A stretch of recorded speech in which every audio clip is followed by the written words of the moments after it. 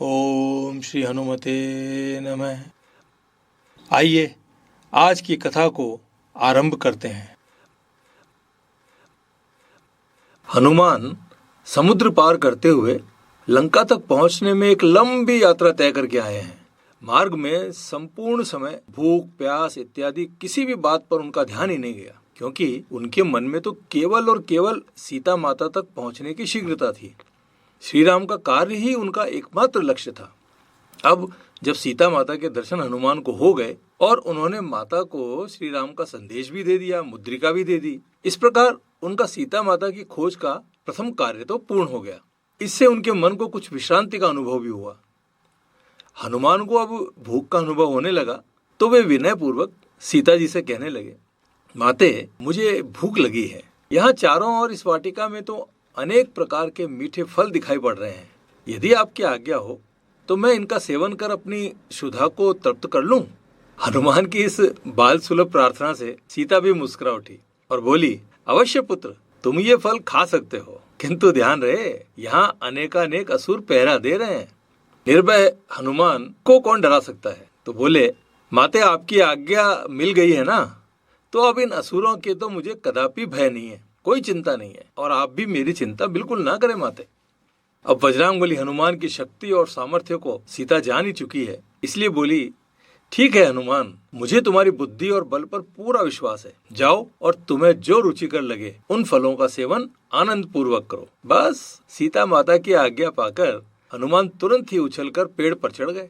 अब हनुमान जैसे विवेकशील और वेदज्ञ विद्वान के लिए लंका में आकर केवल फल खाना तो महत्वपूर्ण नहीं हो सकता ना। उनके मन में तो निश्चय ही कुछ और बात चल रही है।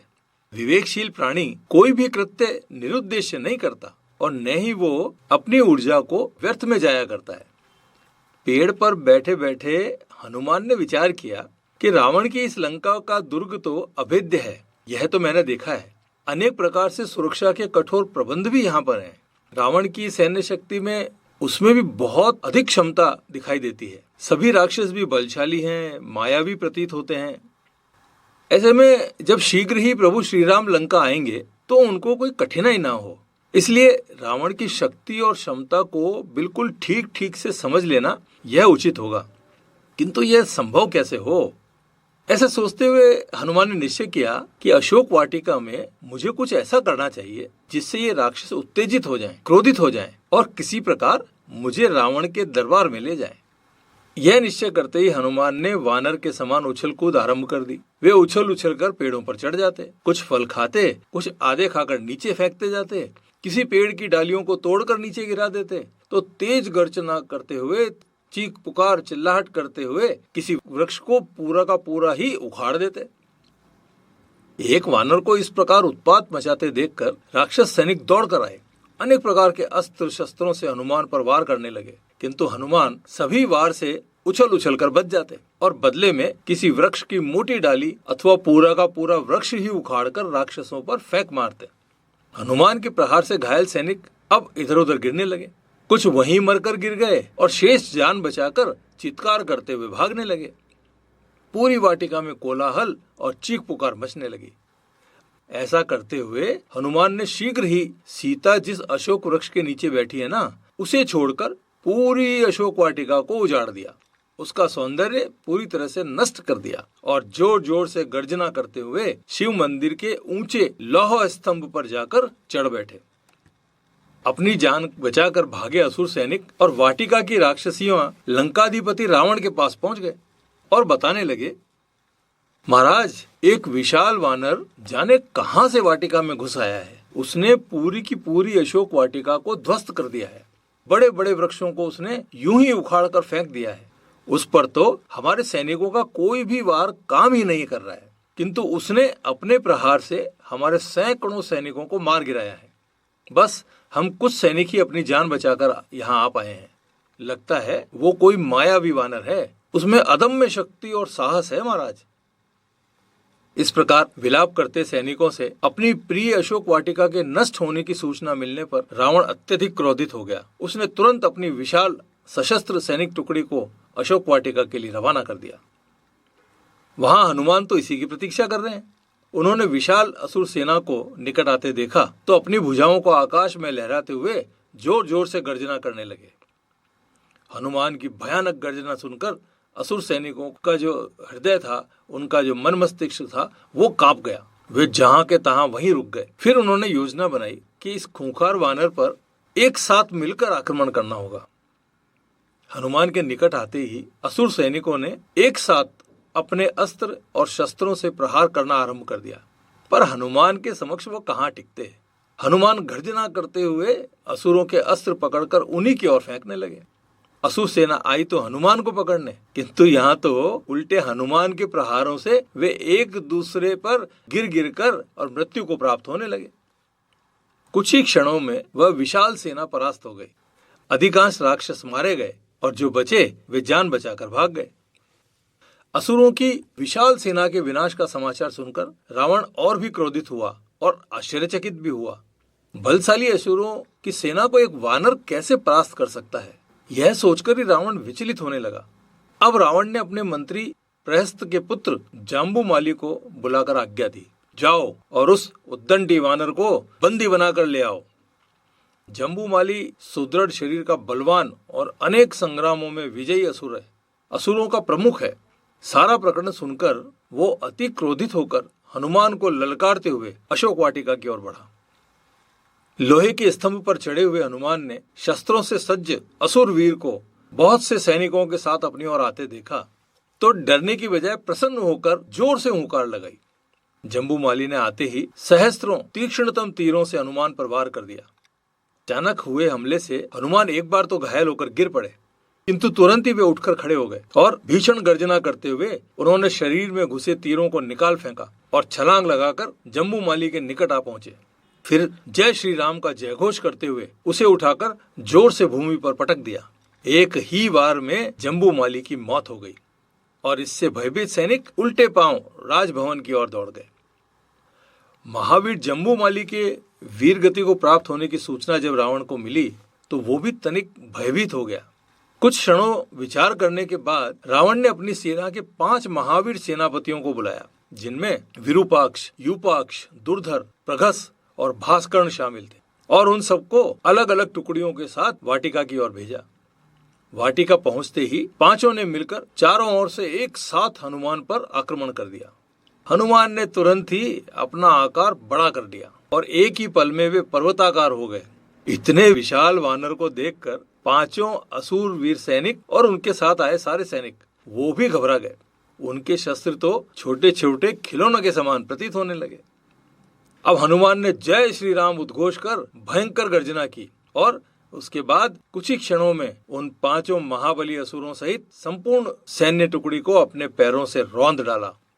हनुमान तो इस समय साक्षात काल के समान दिखाई दे रहे हैं। अब लंकापति रावण ने व्यथित होकर अपने पराक्रमी पुत्र अक्षय कुमार की ओर देखा। पिता पर संकट आया देखकर भला पुत्र चुप कैसे रह सकता था।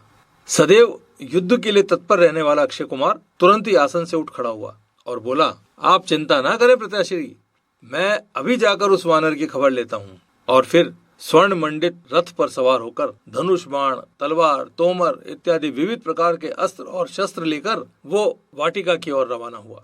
अक्षय कुमार ने हनुमान के दिखते ही दूर से ही प्रचंड वेग से आक्रमण आरंभ कर दिया, किंतु पर्वताकार रूप धरे विशाल वज्रांग बली हनुमान ने वहीं से छलांग लगाई और आकाश से सीधे ही उसके रथ पर आकर कूद गए।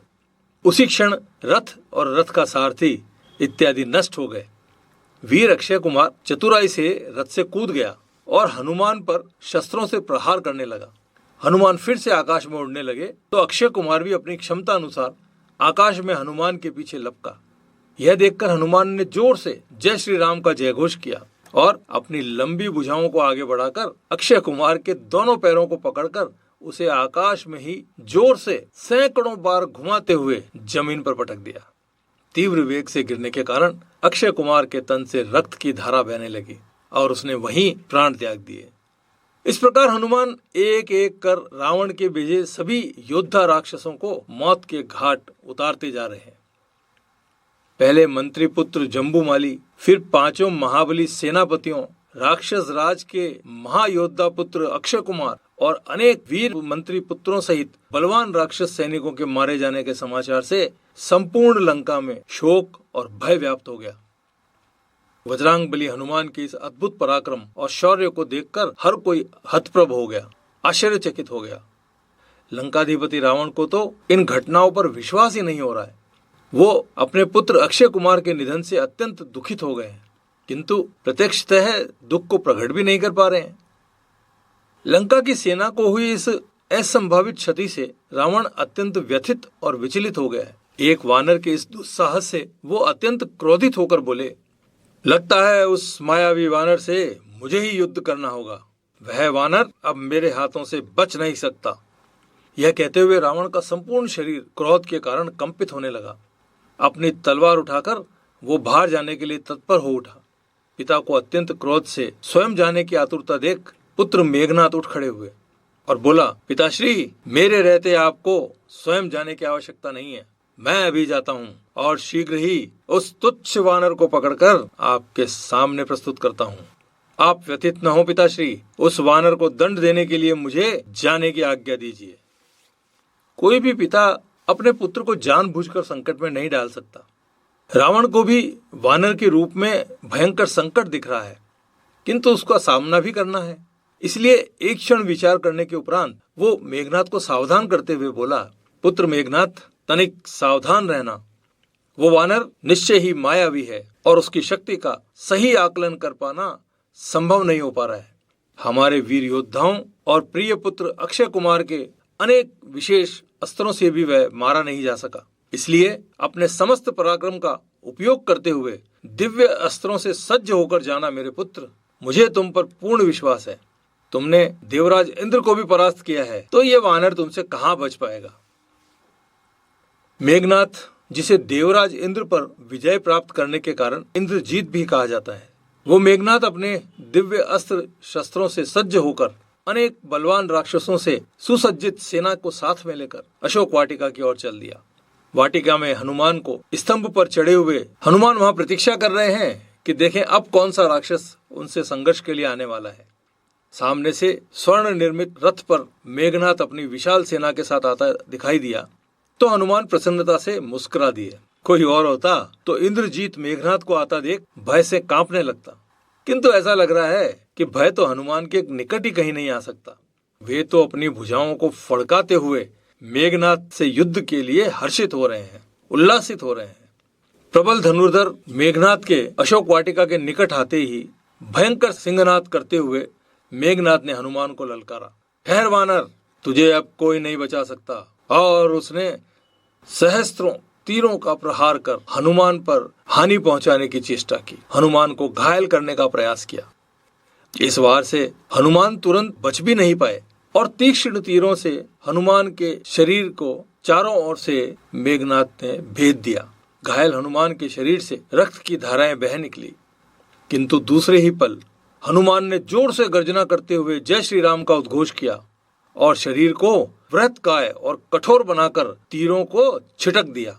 फिर उस लौह स्तंभ को ही उखाड़ दिया जिस पर वो बैठे हुए थे और बलपूर्वक उस लौह स्तंभ को मेघनाद के रथ पर फेंक दिया। हनुमान के इस प्रहार से मेघनाद का रथ चूर चूर हो गया और सारथी सहित सैकड़ों राक्षस सैनिक भी मारे गए। विशाल रूप धरे वानर की अदम्य शक्ति को देखकर मेघनाद ने विचार किया कि निश्चय ही इस वानर को कोई दैवी शक्तियां प्राप्त, इसलिए अन्यान्य शस्त्रों से इस पर नियंत्रण कर पाना असंभव ही प्रतीत होता है। मुझे इस पर ब्रह्मपाश का ही वार करना होगा। और मेघनाद ने तुरंत ही ब्रह्मपाश को साधकर हनुमान पर प्रहार कर दिया। ब्रह्मपाश सृष्टिकर्ता ब्रह्मा जी द्वारा मेघनाद को प्रदान किया गया दिव्य अस्त्र है। इस अस्त्र के प्रभाव से किसी को भी बांधा जा सकता है, फिर वह निर्बल और असहाय हो जाता है और कुछ भी नहीं कर पाता। यूं तो हनुमान को स्वयं ब्रह्मा जी का वरदान प्राप्त कि उन पर किसी भी अस्त्र और शस्त्र का प्रभाव नहीं होगा, किंतु यहाँ हनुमान ने सोचा कि यदि ब्रह्मपाश को भी निष्प्रभाव कर दिया तो यह ब्रह्मा जी का अपमान होगा। शक्ति और सामर्थ्य अपने स्वाभिमान की रक्षा के लिए होते हैं। कभी भी अपनी शक्ति के दंभ में बड़ों का सम्मान विस्मृत नहीं होना चाहिए। इसलिए हनुमान ने स्वयं को शांत कर लिया और चुपचाप खड़े रह गए। इससे हनुमान मेघनाद द्वारा छोड़े गए ब्रह्मपाश में बंध गए और निर्बल होकर नीचे गिर गए। अब तो मेघनाद प्रसन्न हो गया। सारे राक्षस भी हर्षित होकर नाचने लगे और उत्साहित होकर राक्षसी कोलाहल करने लगे। ब्रह्मपाश में बंधे होने के उपरांत भी आशंकित राक्षसों ने हनुमान को मोटी मोटी रस्सियों से, जंजीरों से बांध दिया और उन्हें खींचते हुए रावण के दरबार की ओर लेकर चल दिए। मार्ग में अनेक राक्षस हनुमान को अपशब्द भी कह रहे हैं, कुछ पत्थर इत्यादि से विविध प्रकार से प्रहार भी कर रहे हैं, किंतु हनुमान इससे तनिक भी विचलित नहीं है। वे शांत भाव से चुपचाप चले जा रहे हैं और चारों ओर देखते हुए लंका के मार्ग तथा उनकी सुरक्षा व्यवस्था का सूक्ष्म निरीक्षण भी करते जा रहे हैं। हनुमान का लक्ष्य तो रावण के दरबार में जाकर उनकी शक्ति और सामर्थ्य का आकलन करना ही है, वरना हनुमान को देर तक बांधे रखना इन राक्षसों के वश में कहाँ है।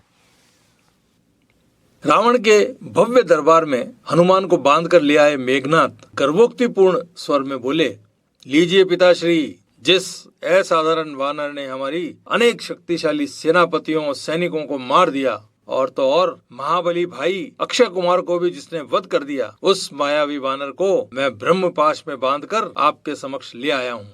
और फिर अट्टहास करते हुए कहने लगा, देखिए पिताश्री, कैसे छटपटा रहा है ये वानर। मेघनाद की बात सुनकर जितने भी राक्षस थे वे भी जोर जोर से अट्टहास करने लगे।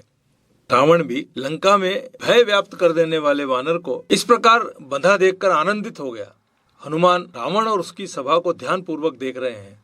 विविध प्रकार के अद्भुत रत्नों और मणियों से सुसज्जित विशाल और अत्यंत सुंदर सिंहासन पर बैठे हुए रावण के मस्तक पर स्वर्ण निर्मित मूल्यवान मोतियों से सज्जित मुकुट अत्यंत सुशोभित हो रहा है। ज्ञान के तेज से रावण का मुख सूर्य की भांति दमक रहा है। यह सही है कि लोभ और मोह में की गई एक बड़ी भूल व्यक्ति की संपूर्ण प्रतिष्ठा को धूमिल कर देती है। इसलिए सर्व सामर्थ्यवान सर्वज्ञानी रावण भी ना समझ अपराधी की भांति वैसा ही सामने दिख रहा है। हनुमान भी यही विचार कर रहे हैं कि यदि इस रावण से सीता माता के हरण का अधर्म न हुआ होता तो यह तीनों लोकों में सर्वश्रेष्ठ साधक, सर्वश्रेष्ठ शासक ही होता। अपने समक्ष प्रिय पुत्र सहित सहस्त्रों वीर राक्षसों का संहार करने वाले वानर को देखकर रावण अब क्रोध से भर उठा है। हनुमान को रोषपूर्ण दृष्टि से देखते हुए बोला, उद्दंडी वानर, हम यह जान गए हैं तुम कोई मायावी हो और अवश्य ही लंका में चोरी छुपे घुस आए हो, लेकिन फिर भी तुम्हें भयभीत होने की आवश्यकता नहीं है। यदि तुम दंड से बचना चाहते हो तो सच सच बता दो कि तुम कौन हो और तुम्हें यहाँ किसने भेजा है। सत कार्य करने वाले को किसी का भी डर कहाँ होता है। इसलिए हनुमान भी बहुत ही शांत भाव से बोले, भयभीत होने का समय तो अब तुम्हारा आ गया है लंकापति रावण। इस सकल सृष्टि के पालनहार, करुणा के अवतार प्रभु श्री राम का दूत मैं हनुमान हूँ। प्रभु श्री राम की प्रिय भार्या मेरी सीता माता का छल पूर्वक हरण करके तुमने घोर अपराध किया है। अयोध्या नरेश दशरथ के सुपुत्र प्रभु श्री राम की कृपा से ही मैं 100 योजन के समुद्र को लांघकर तुम्हारी इस सर्व सुरक्षित लंका में आ गया हूँ। मैं सीता माता की खोज के लिए आया हूँ और अशोक वाटिका में माता से मिलकर मेरा कार्य पूर्ण हो गया है। प्रभु श्री राम की अनुकंपा से ही मुझ में यह शक्ति और सामर्थ्य है कि मैंने तुम्हारे भेजे सभी योद्धाओं को मृत्यु लोक में पहुंचा दिया। हे लंकापति रावण, मैं तुमसे यह भी आग्रह करता हूँ कि आदर पूर्वक मेरी सीता माता को मुक्त करके श्री राम तक पहुंचा दो, अन्यथा अपना अंत भी निश्चित ही जान लो। मैं जान गया हूँ कि तुम भी महाज्ञानी हो, इसलिए श्री राम की महिमा को पहचान लो और अपनी भूल का प्रायश्चित करते हुए प्रभु श्री राम से क्षमा प्रार्थना कर लो। निश्चय ही मेरे कृपा निधान प्रभु श्री राम तुम्हें क्षमा कर देंगे। अनेक प्रकार से हनुमान ने रावण को समझाने का प्रयत्न किया, किंतु मदान्ध व्यक्ति को समझदारी की बातें कहाँ रुचिकर लगती हैं। दुर्बुद्धि हुआ रावण भी राम के गुणगान करते हनुमान की बातें सुनकर अत्यंत कुपित हो गया। क्रोध से लाल हुए नेत्रों से हनुमान को घूरते हुए वो सिंहासन से उठ खड़ा हुआ और चिल्लाते हुए बोला, ये अनर्गल प्रलाप बंद कर तुच्छ वानर। यह मत भूल कि तू त्रिलोक श्रेष्ठ स्वर्ण नगरी लंका के अधिपति के समक्ष बंदी बना खड़ा हुआ है। मेरे सामने मुझे ही चेतावनी देने का दुस्साहस तूने कैसे कर लिया दुष्ट। सर्वप्रथम मैं तेरा ही वध करता हूँ, फिर घमंडी सीता सहित उस वनवासी राम को भी मैं यूं मसल कर समाप्त कर दूंगा। राम और सीता के प्रति कटु वचन सुनकर हनुमान भी क्रोध में आ गए और दांतों को किटकिटाते हुए बोले, अधम रावण, तेरा अंत समय निकट आ गया है, इसलिए तो इस प्रकार का व्यर्थ प्रलाप करता चीख रहा है। श्री राम का सामना तू क्या करेगा? तेरे जैसे पापात्मा के लिए तो उनका यह सेवक हनुमान ही पर्याप्त। यह सुनकर तो रावण का क्रोध और भी बढ़ गया और उसने चिल्लाकर सैनिकों को आदेश दिया, इस दुष्ट वानर को तुरंत मार डालो, अब इसका एक भी शब्द नहीं सुनना चाहता हूं मैं। रावण का आदेश सुनकर अनेक सैनिक तलवारें लेकर हनुमान की ओर लपके, किंतु विभीषण की उपस्थिति में यह अधर्म कैसे होता? तुरंत ही विभीषण ने उन सबको रोकते हुए अपने बड़े भाई रावण से निवेदन किया, हे लंकापति, ऐसा मत कीजिए, किसी दूत का वध करना राजधर्म के प्रतिकूल है भ्राताश्री। ये वानर हनुमान श्री राम का दूत बनकर लंका में आए। विभीषण के रोकने पर सैनिक ठहर जाते हैं तो रावण कहता है, किंतु इस वानर ने हमारे अनेक वीरों का वध किया है, मेरे पुत्र प्रिय अक्षय कुमार को भी इसने बेदर्दी से मार दिया है, मेरी प्रिय अशोक वाटिका को भी इसने उजाड़ दिया है, इसलिए इस वानर को दंड तो भुगतना ही होगा। विभीषण ने हाथ जोड़कर निवेदन किया, आपका कथन उचित है लंकेश, आप जो चाहें दंड अवश्य दीजिए, किंतु दूत का वध करना आपकी प्रतिष्ठा के लिए बिल्कुल भी उचित नहीं होगा भ्राताश्री। यह सुनकर एक पल के लिए रावण विचारमग्न हो गया, फिर बोला, ठीक है, हम इस वानर का वध नहीं करेंगे, दंड तो इसे अवश्य ही मिलेगा। हम जानते हैं कि वानर को अपनी पूंछ सर्वाधिक प्रिय होती है, यही इनका महत्वपूर्ण आभूषण भी होता है, इसलिए मेरा ये आदेश है कि इस वानर हनुमान की पूंछ को आग लगाकर जला दिया जाए, दुम कटा होकर यह वानर स्वयं ही लज्जा से मर जाएगा। यह कहते हुए रावण जोर से अट्टहास करने लगा। अन्य सभी सभासद और राक्षस भी जोर जोर से अट्टहास करने लगे। आज की इस पावन कथा को हम यहीं विराम देते हैं। बोलिए श्री हनुमान जी महाराज की जय।